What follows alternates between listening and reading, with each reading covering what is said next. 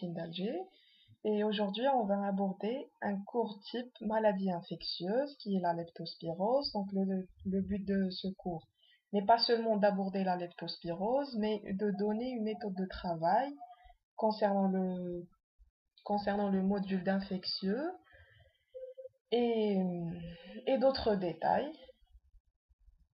Le cours que j'ai abordé est celui du service Le Maire, Pasteur.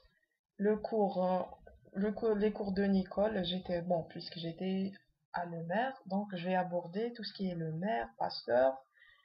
Et les cours de Nicole qui sont un peu plus détaillés. Bon, j'ai pas vu le cours de leptospirose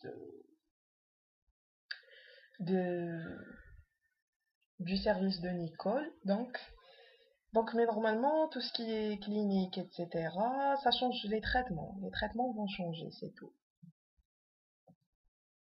Alors, ce qui est intéressant en maladie infectieuse, c'est que le plan des cours est toujours le même. Définition, épidémiologie, un peu de bactériaux de physiopathe. On aura après le tableau clinique, la conduite à tenir, la prophylaxie et le diagnostic positif. C'est les arguments cliniques biologiques, donc c'est une synthèse en faveur de l'infection qu'on suspecte. Donc, c'est quoi la leptospirose? C'est une anthropozoonose. Donc, ça touche l'animal, les animaux et les êtres humains. Bactérienne due au leptospira. Avec un polymorphisme clinique, donc il n'y a pas de tableau clinique typique. Bon, on aura plusieurs formes.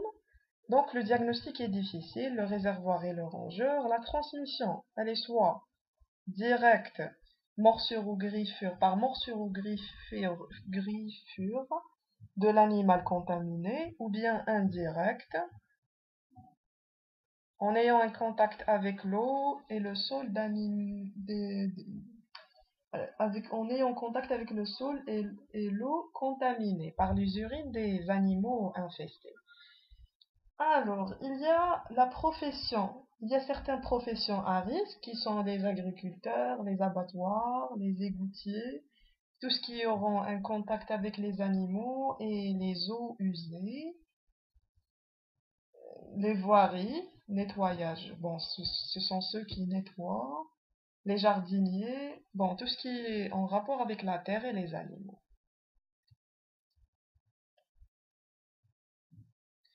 Voilà en ce qui concerne la définition. Bon, la bactériologie.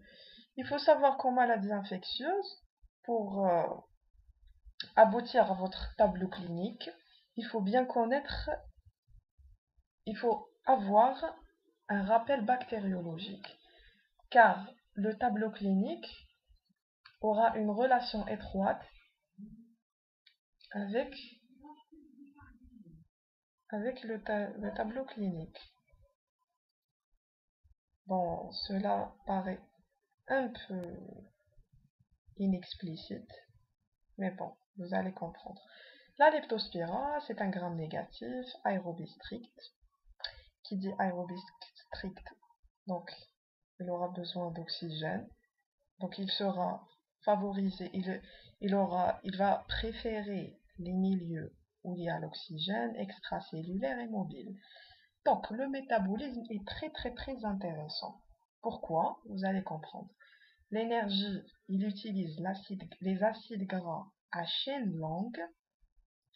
On retrouve où les acides gras à chaîne longue? Au niveau du corps humain. Au niveau du foie, qui les stocke, et au niveau du cerveau. Bon, j'ai fait une flèche en plus. Voilà. Les facteurs de croissance. Le fer, la B1, B12. B1, B12, cerveau. L'azote, celui qui s'occupe de l'azote au niveau du corps, c'est bien le rein. Puis, enzyme. Bon, il a un matériel enzymatique, hémolysine et protéase, qui va provoquer des troubles de l'hémostase. Hémolysine, donc, il va léser les globules rouges.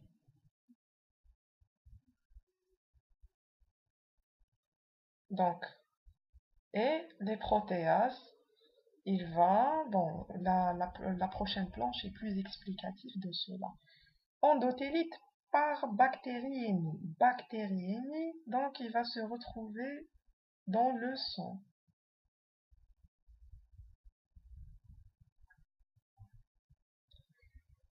Il va provoquer un sepsis.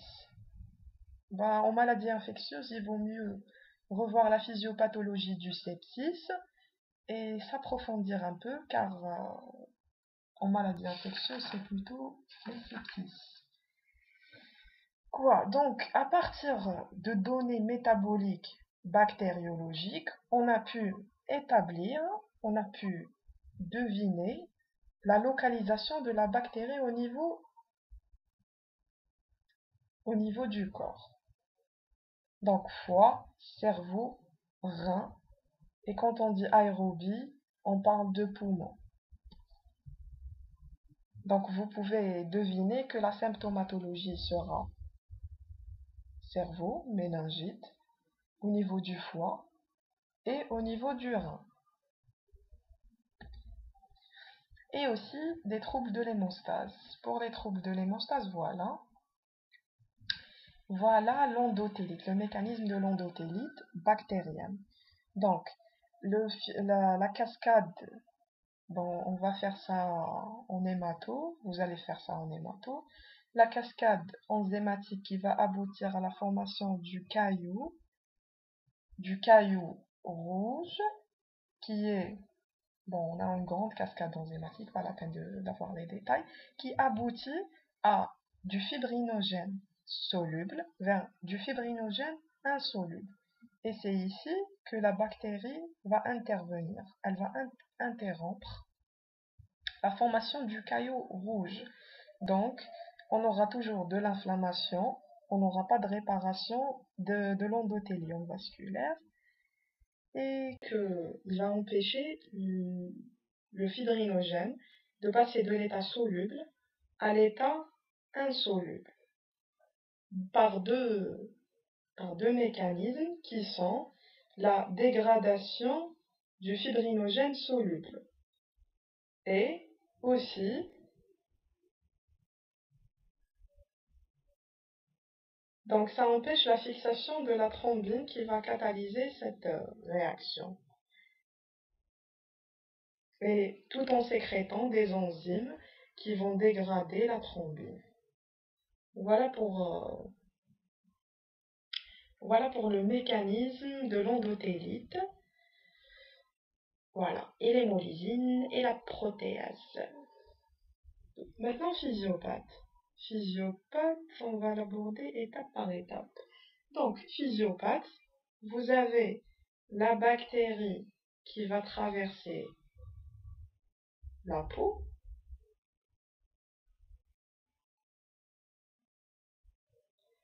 Puis, elle va passer donc ensuite par le sang, qui va d'ici vers les organes cibles, où elle peut retrouver les éléments nécessaires à son métabolisme, qui sont le LCR, tout en restant au niveau du sang. Le LCR, les reins et le foie. Donc la lésion primaire au niveau du sang est une endothélite. On va changer de couleur. Endothélite.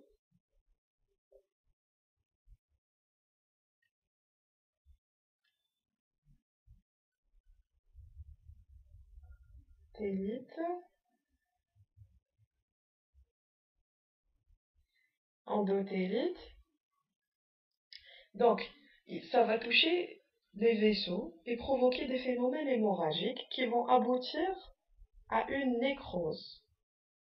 puisque ça va gêner la circulation au niveau des tissus cibles. Donc la nécrose, elle sera rénale, elle sera au niveau du foie aussi, et au niveau des alvéoles. Et on va parler aussi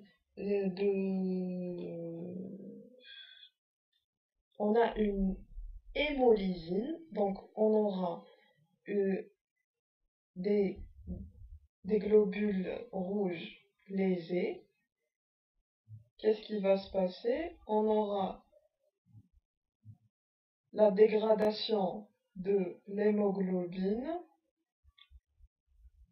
qui sera en excès par rapport à ce que le foie peut transformer, et on va aboutir à un ictère.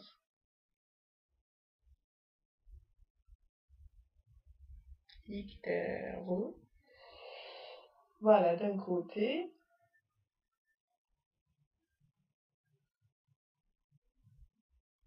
Mais on parle de deux phases en physiopathologie. La première phase, c'est bien le passage transcutané et muqueux.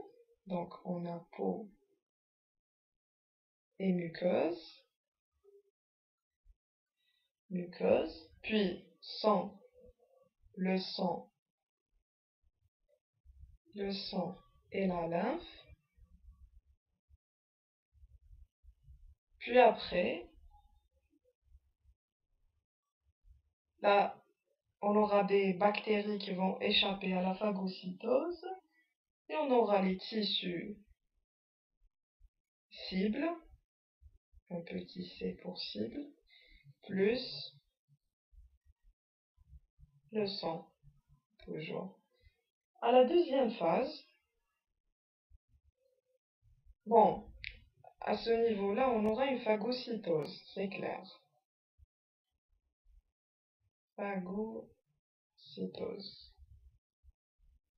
Pour la deuxième phase, on va parler de phase immunologique où les premiers, bon, déjà que les anticorps qui seront produits, la réaction, la porte d'entrée va stimuler les cellules qui sont responsables des anticorps au niveau des muqueuses. C'est les IgM, c'est clair.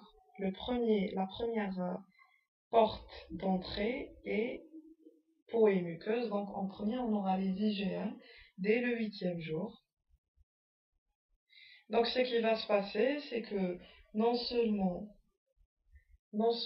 on aura la bactérie en elle-même, mais qui va provoquer des dégâts, mais aussi la réaction du système immunitaire. On aura une uroculture positive. Une uroculte positif. Bon, au 10e jour. 8. Ça c'est un 8. Uroculture positif au 12e jour. Donc ceci, ça va nous servir à la biologie, la sérologie, et on va faire, on va vérifier les urines. Voilà. Voilà en ce qui concerne la physiopathe. La physiopathe. Voilà. Maintenant, le tableau clinique typique est la maladie de Weill. Plus ou moins 5 phases. L'incubation et l'invasion, la phase d'état, période de rémission, rechute fébrile et deuxième rémission. Maintenant, on va détailler chaque phase.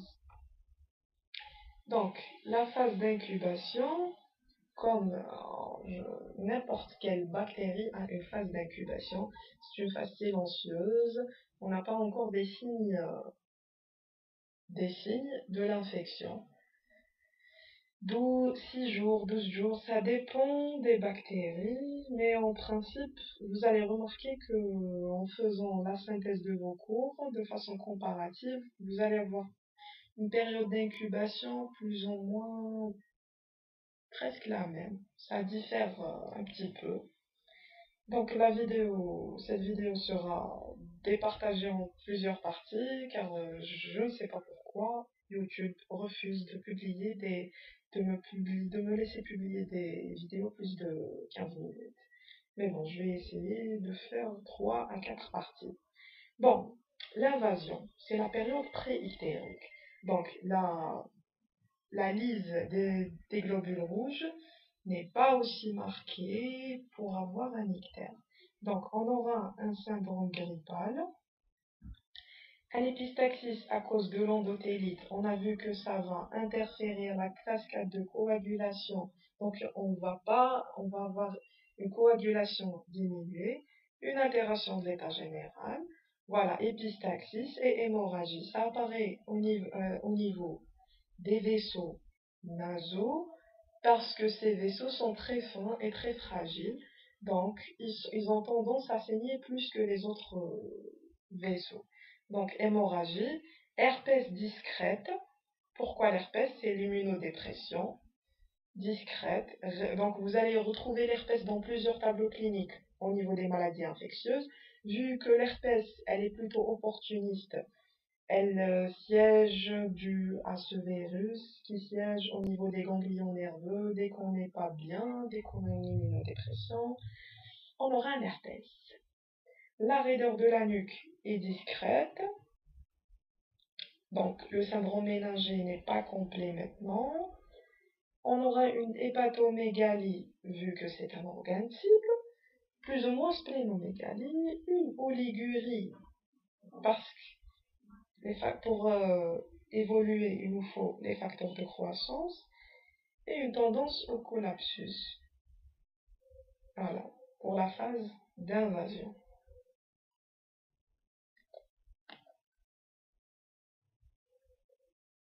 Pour la phase d'invasion. Maintenant, la phase d'état. La phase d'état, on aura un syndrome infectieux. Le syndrome infectieux, c'est la fièvre, des frissons, des céphalées, des myalgies, une altération de l'état général. On aura l'épistaxis. Donc, le syndrome infectieux, à connaître en maladie infectieuse évidemment, c'est la fièvre, les céphalées, les myalgies, l'altération de l'état général, quoi. C'est ça. Puis, au niveau, puis on aura des atteintes plus marquées.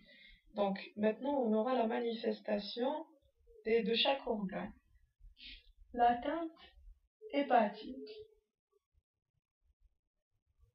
Donc, l'atteinte hépatique, ictère au 4e jour. Donc, on aura un ictère. Pourquoi on aura un ictère? Parce que, comme on l'a déjà dit, que les globules rouges sont lésés et la capacité du foie n'est pas capable de métaboliser le tout. Donc, on aura un ictère conjonctival intense généralisé au 6e jour.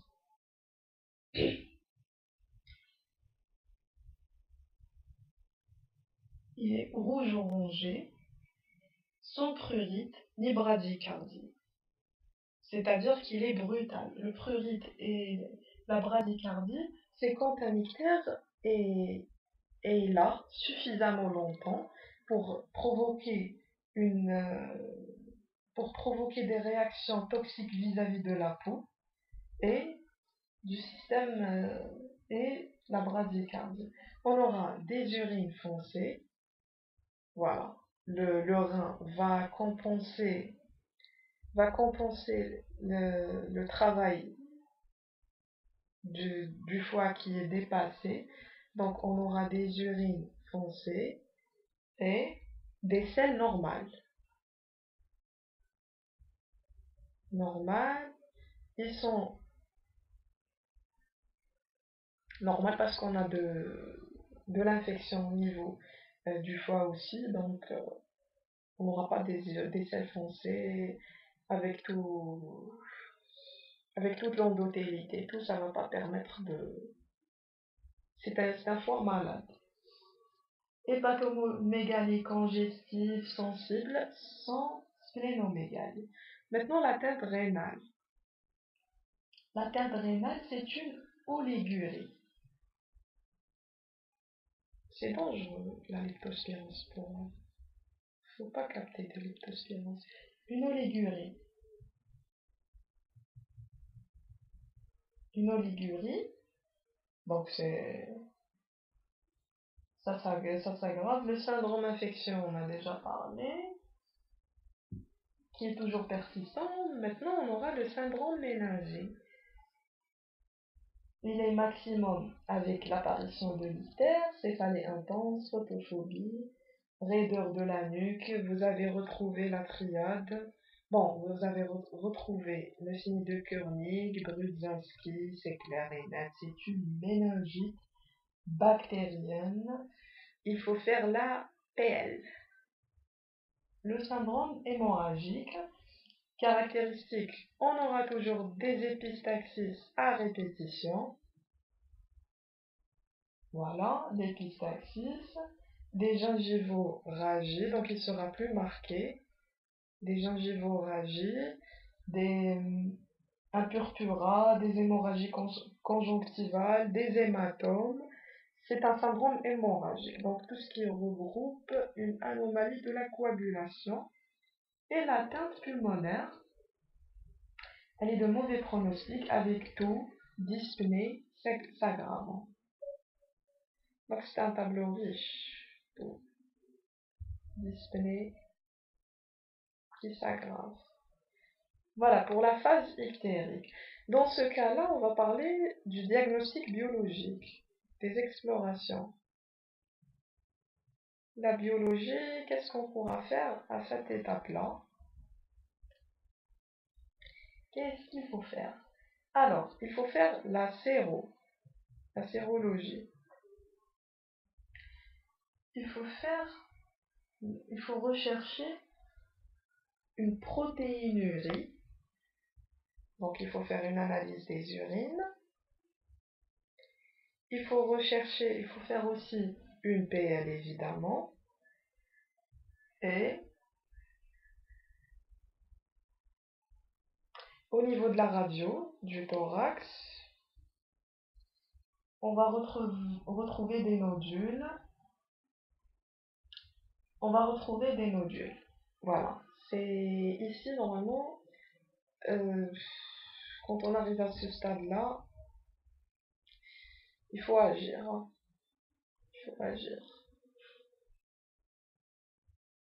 Voilà. La période de rémission.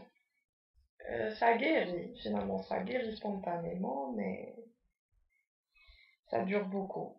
Donc 10 jours, 10 à 15 jours, c'est une période de rémission, reprise de la diurèse, régression du syndrome méningé, régression de l'ictère, asthénie maximale. Bon, si la leptospirose était mortelle, on n'aurait pas survécu. Donc ça existe depuis très longtemps et on peut guérir spontanément. Pardon, à ce stade-là, on aura l'urée élevée toujours. Urée élevée, donc on aura un... Ça prouve qu'on a toujours une anomalie de la filtration rénale et du fonctionnement rénal. Voilà. La rechute fébrile, reprise de la fièvre, persistance d'anomalies rénales, possibilité d'atteinte oculaire, uvéite et kératite. Donc on peut avoir une reprise avec les anomalies rénales sont toujours là. Attention. La rechute fébrile. Et voilà la deuxième rémission. C'est maintenant qu'on est guéri. Apérexie, crise polyurique et immunité acquise. On a acquis notre immunité. Voilà. Voilà en ce qui concerne le tableau clinique typique. Maintenant, la conduite à tenir. En maladie infectieuse, vous devez aborder tous les cours comme une problématique. comment ça, une problématique? Vous avez une bactérie, des données sur cette bactérie qui vont vous aider à connaître votre clinique, puis votre clinique va vous aborder la problématique que vous devez résoudre. Et autant que futur praticien, vous devez connaître surtout le tableau clinique et la conduite à tenir, mais attention, apprendre bêtement n'est pas contributif au fil du temps. Vous allez oublier, vous allez vous retrouver à zéro, comme si vous n'avez rien fait. Donc, la conduite à tenir, comme il faut l'aborder comme une problématique, voilà. D'abord, qu'est-ce que vous avez? Vous devez hospitaliser votre malade. Ça, ça se voit. Ça se voit parce qu'à force de voir des cas, vous allez comprendre ceux qui nécessitent une hospitalisation. Bon, vous allez examiner d'abord, puis avoir une décision. Mais la leptospirose, si vous suspectez une leptospirose, il faut l'hospitaliser et déclarer. Dans les cours magistraux, on nous disait que la déclaration vient après. C'est la dernière chose à quoi il faut penser en pratique. Mais en théorie, vous mettez hospitalisation, déclaration, pour ne pas perdre de points, car à l'examen, quand on vous demande conduite à tenir, ça sera réparti en 0,5, 1 point, 0,75, etc. Donc, hospitalisation, déclaration, toutes les maladies qui se déclarent, bon, la plupart ils sont hospitalisés, donc hospitalisation, déclaration. Faut pas faut pas louper des points comme ça. Donc, le rein, qu'est-ce qu'on a? Le rein, on a une dysfonction rénale, voire une oligurie. Donc, qu'est-ce qu'il faut faire? Il faut faire une épuration extra-rénale. Parce que maintenant, vous savez où sont les problèmes. Rein, poumon, anomalie de l'hémostase, collapsus, parce que toutes ces tisses aboutissent à un collapsus. Bon, disons que ce sont les objectifs du traitement.